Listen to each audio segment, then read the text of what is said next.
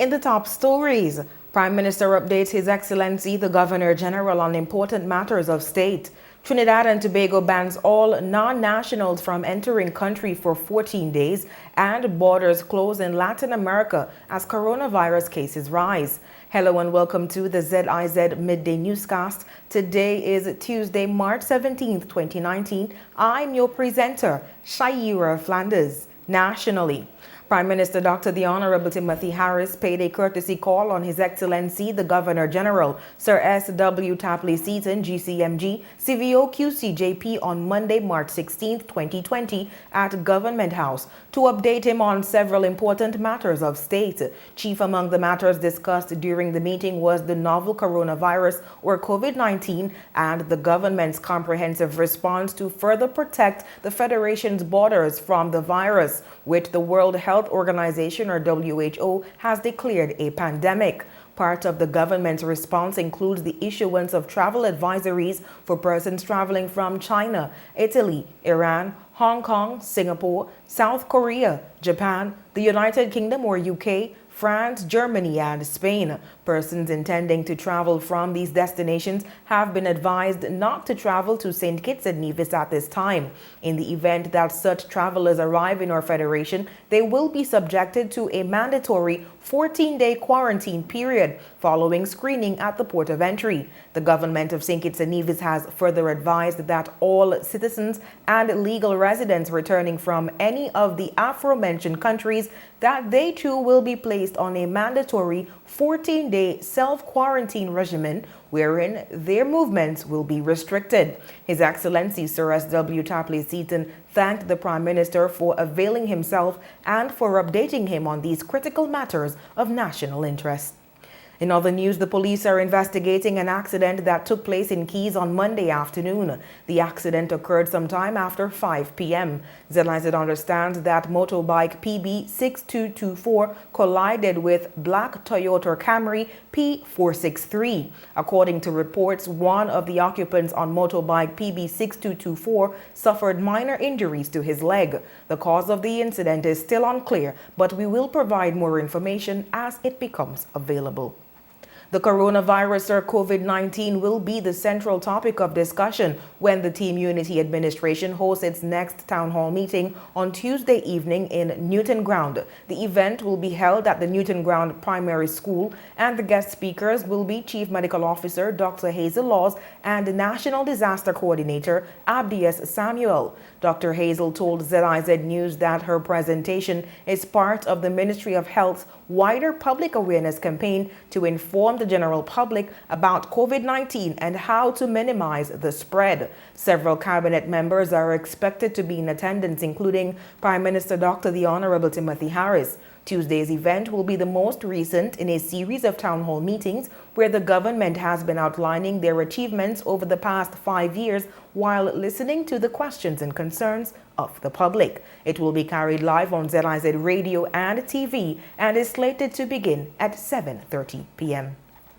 Moving on to news on the regional scene, the Trinidad and Tobago government on Monday announced that only nationals would be allowed into the country for the next 14 days as it seeks to establish a sterile environment in a bid to curb the rise in the number of cases associated with the new coronavirus.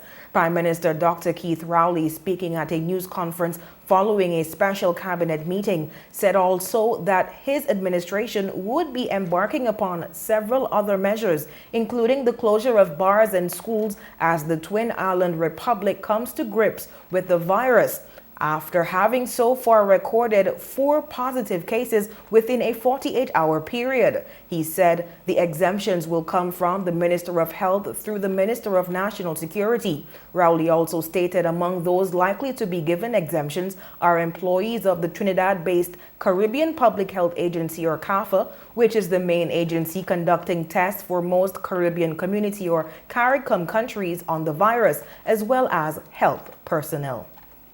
President of the United Minibus Union in Guyana says city bus operators will do what they can to protect commuters from coronavirus. Here's more. Ian Andrews, president of the union, speaking with Nightly News Friday, said safety of all commuters is paramount in light of the deadly COVID-19 virus in Guyana. The operators need to arrange themselves in such a way where they must be able to clean that spot that they open the door, probably spray the bus every 2 or 3 trips and these kind of things. But they also need to have dialogue with those persons traveling with them, that when the persons would have been in the bus, they can say, well, this is going on, this is what we need to do, or we're going to do, we just want you all to accommodate us because it's in the interest of everybody. Andrews added that it is the responsibility of every commuter to ensure that they initiate the requisite protective mechanisms to keep themselves safe during this period. He is adamant that all members of the minibus union should pay attention to public announcements being disseminated. We are being advised because it has come from somewhere else and they would have taken certain steps so that they can advise Guyana on what they need to do. So you need to listen to the radio, follow the news, and every avenue you can get on advice on how to protect yourself and those persons traveling with you. Meanwhile, some bus drivers in the city say they have been doing their utmost to ensure their buses remain clean, while for others, it's business as usual as it relates to sanitation practices. We didn't do nothing for sanitize the bus, but every night that you finish work, the bus is washed. Every night we got the wash, being washed out, the bus clean it out, wipe out the seat. But since we hear about the case at Joshing Hospital, last night I used some disinfecting the water and wipe out the bus. But normally every night the bus is got the wash being clean out. Well, I normally clean my bus every day with Fabuloso, wipe out the seats, wipe the steering wheel and everything. Every day that's what I normally do. Because I know it's be picking up a lot of people traveling up and down and you don't know what sickness or troubling from and all this. So that's why I do normal with me bus since day one. But do you think like one time for the day is good enough? Well, I do it at least one time a day because one time a day the bus is washed. So I can't afford for every minute you're coming off the road for washing a bus steady or cleaning it steady. At times, if I'm working without a conductor, I try to put a gloves on my hands because I mightn't got that amount of hand sanitizer to use that often. But I would prefer to use a gloves. But I think the spraying of the bus, cleaning it with the little detergent and stuff like that would help a great lot. On the international scene, at least 155 coronavirus cases have been confirmed in Latin America, prompting several countries to close their borders. Here's more. Schools are closed. Airline traffic is nearly paralyzed. Latin American countries are moving quickly towards total isolation. We are closing all our borders and no one will be able to enter Argentina except citizens and permanent residents. Peru's President Martín Vizcarra went a step further, announcing a state of emergency and mandatory home isolation. In neighboring Chile, the country with the highest number of confirmed cases per capita in South America, President Sebastián Piñera announced all borders will be closed starting Wednesday to give tourists time to leave. But that wasn't soon enough for these angry residents of Punta Arenas on the southern tip of South America. They shouted, "No more tourists," in front of a cruise ship that was granted permission to disembark passengers. At least 2 British cruise ship passengers have tested positive for COVID-19. There are very few of us and we're all going to get contaminated. But those haven't been the only protests. Here in Santiago, classes have been cancelled, but not the almost daily demonstrations. The protesters have been saying that they have to keep coming out here onto the streets to keep the pressure on the government. And some of them, in fact, believe that the coronavirus isn't as serious as people are saying. Working from home is being encouraged, but not mandatory, yet. In fact, many, like Rocio, believe the government is reacting too slowly. They should have suspended classes much sooner. This mall, for example, shouldn't still be open. People are working inside with no protection. Criticism against Brazil's President Jair Bolsonaro includes calls for his resignation after he shook hands with well-wishers in front of the presidential palace, ignoring calls for social distancing. 13 members of the delegation that traveled with him last week to President Trump's Florida retreat have tested positive to the virus. Back in Chile, the government has taken another important preventative measure. The annual influenza vaccination campaign has just kicked off 2 months early. The elderly, people with serious health problems, and children are first in line to avoid a potentially deadly scenario, catching 2 serious viruses at the same time.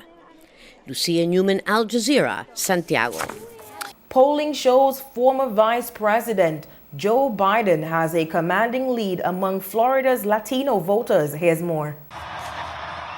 Bernie Sanders has built a strong coalition with support that's been the envy of rival campaigns. In Nevada, California and Texas, he decisively won over Hispanic voters keen to embrace his so-called revolution. In Florida, though, things are different. Latino voters here tend to be older, more moderate and wary of a candidate who proclaims himself a socialist. When you see Venezuelans that have escaped oppressive regimes. Democratic strategist Evelyn Perez-Vadilla says talk of progressive politics may backfire on the Sanders campaign. Progresista has the same tint as socialista and comunista. It's just a lighter tint of pink.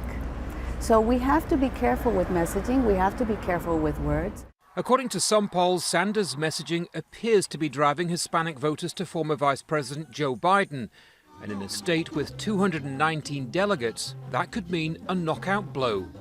Bernie Sanders recently praised Cuba's Fidel Castro, saying his literacy program was a good thing. That's a hard pill to swallow for 1 million Cuban Americans here who escaped the Castro regime.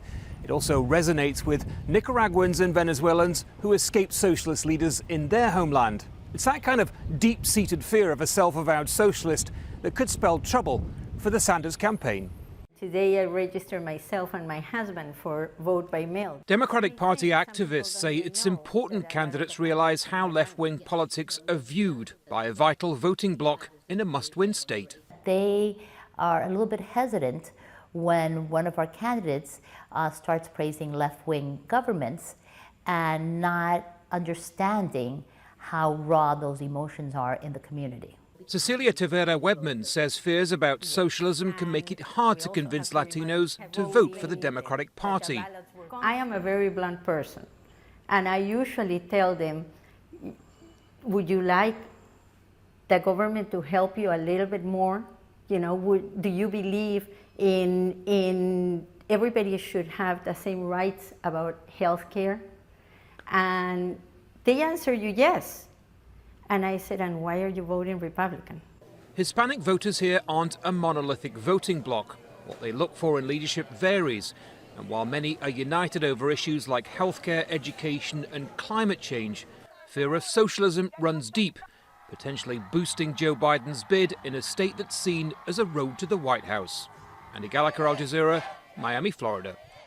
And now for the weather. Present weather is partly cloudy. Winds are calm. Today's temperature will peak at 21 degrees Celsius. Seas are reaching 6 to 8 feet with northerly swells of 5 feet. The high surf advisory remains in effect. Expect partly cloudy conditions with a moderate chance of showers today and a slight chance of showers tonight. Sunset today will be at 6:21 p.m. and the sun is expected to rise tomorrow at 6:16 a.m.